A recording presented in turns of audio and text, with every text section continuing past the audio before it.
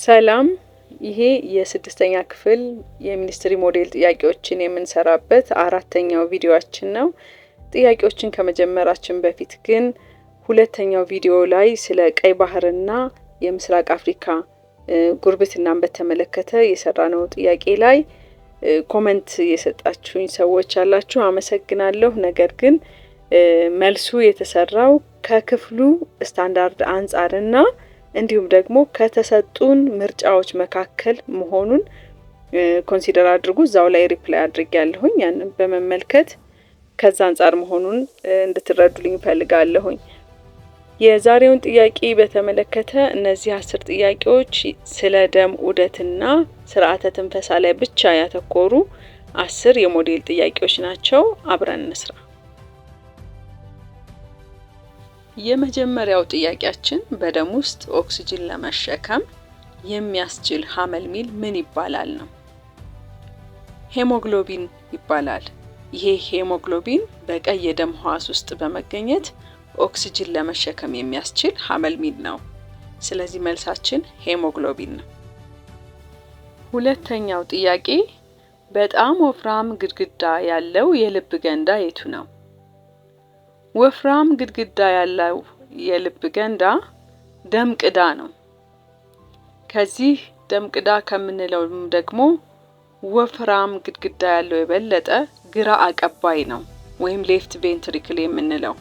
ምክንያቱም ደምን ወደ ተለያየ ሰውነት የተጣራ ደምን ወደ ተለያየ ሰውነት ስለሚረጭ ወፍራም ግድግዳ አለው ማለት ነው። ስለዚህ መልሳችን ግራ አቀባይ ልበ ገንዳ ነው ማለት ነው።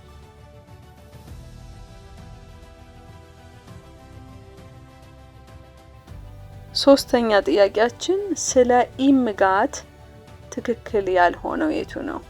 ኢምጋት ማለት ወደ ውጭ ስንተነፍስ ኤክሳሌሽን የምንለው ወይም ብሪዚንግ አውት ስናደርግ ትክክል ያልሆነው የቱ ነው? ኦክሲጅን ዝቅተኛ ነው፣ እውነት ነው። ሙቀት ከፍተኛ ነው፣ እውነት ነው። የውሃትነት ከፍተኛ ነው፣ እውነት ነው። ካርበን ክሎቶ ኦክሳይድ ዝቅተኛ ነው የሚለው ግን ስህተት ነው ወይም ትክክል ያልሆነው እሱ ነው። ካርበን ክሎቶ ኦክሳይድ ማለት ካርበን ዳይኦክሳይድ ነው። የካርበን ዳይኦክሳይድ መጠናችን ከፍተኛ ነው የሚሆነው። በምጋት ጊዜ ካለው ጨምሮ ነው የምናስወጣው። ስለዚህ ካርበን ክሎቶ ኦክሳይድ ዝቅተኛ ነው የሚለው ስህተት ነው ወይም ትክክል ያልሆነው እሱ ነው። አራተኛ ጥያቄ ስለ ፕሌትሌትስ እውነት የሆነው የቱ ነው? ፕሌትሌትስ ከሶስቱ የደም ሕዋሶች አንደኛዎቹ ናቸው። ስለ እነዚህ እውነት የሆነው የቱ ነው? የዶናት ቅርጽ አላቸው? የላቸውም። ውስን ቅርጽ የላቸውም? ቅርጽ አላቸው። ከሌሎቹ የደም ሕዋሳት ይልቅ በርካታ ናቸው? አይደሉም። የበለጠ በርካታ የሆኑት ቀይ የደም ሕዋሳቶች ናቸው።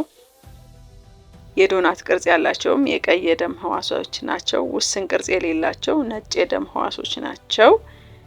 ስለዚህ መልሳችን ደም ለማርጋት ይጠቅማሉ የሚለው ስለ ፕሌትሌትስ እውነት የሆነው እሱ ነው ማለት ነው። ልጆች ቪዲዮውን እንዴት ያገኛችሁት? ጥያቄዎቹስ?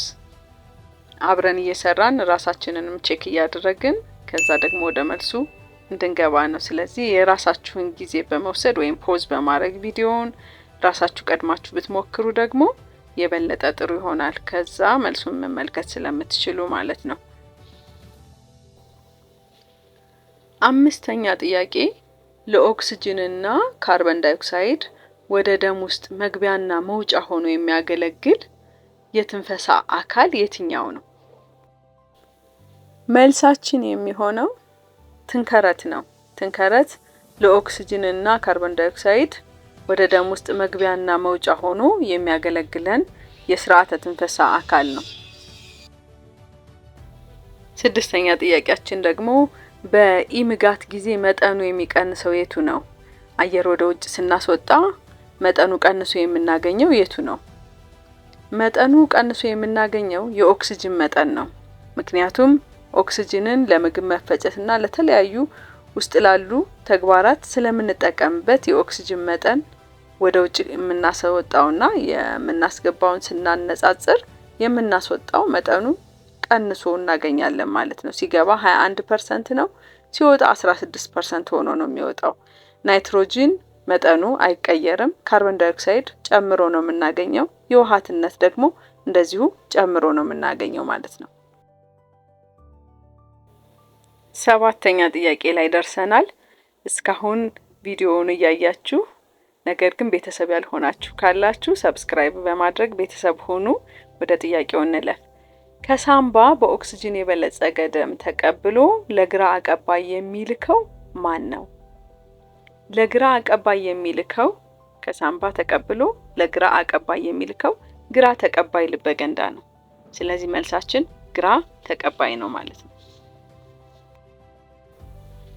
ለዚህ ቪዲዮ 8ኛው ጥያቄ በትንፈሳ ጊዜ አየርን ለማሞቅና ቆሻሻን ለማጣራት የሚጠቅመን የቱ የስርዓተ ትንፈሳ ክፍል ነው?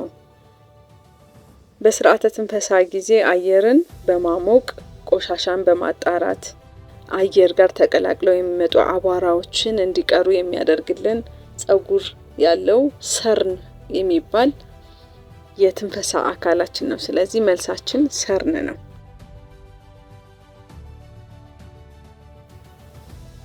9ኛ ጥያቄ ወጥ የሆነ ቅርጽ የሌላቸው የደም ሕዋሳት የትኞቹ ናቸው? ወጥ የሆነ ቅርጽ የሌላቸው የደም ሕዋሳት ነጭ የደም ሕዋሳት ናቸው።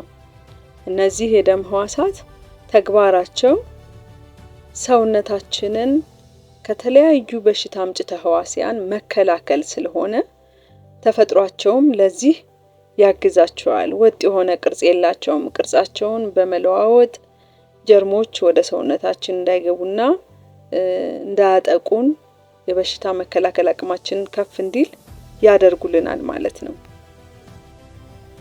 የዚህ ቪዲዮ የመጨረሻው ጥያቄያችን ስለ ምጋት ትክክል የሆነው የቱ ነው? ምጋት ወይም አየር ወደ ውስጥ ስንምግ ስናስገባ ማለት ነው። የአየር ግፊት ይጨምራል። እሱ ትክክል አይደለም፣ ምክንያቱም የአየር ግፊት ይቀንሳል። የካርቦን ዳይኦክሳይድ መጠን 4% ነው። እሱ በኢምጋት ጊዜ ነው። ድልሺ ወደ ቦታው ይመለሳል። እሱም በኢምጋት ጊዜ የሚሆን ነው።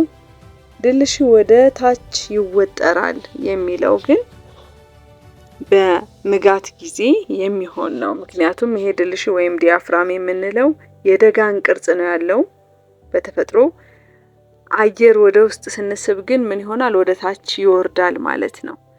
ይሄ ትክክለኛው መልሳችን ትክክል የሆነው ስለ ምጋት ድልሺ ወደ ታች ይወርዳል የሚለው ነው ማለት ነው።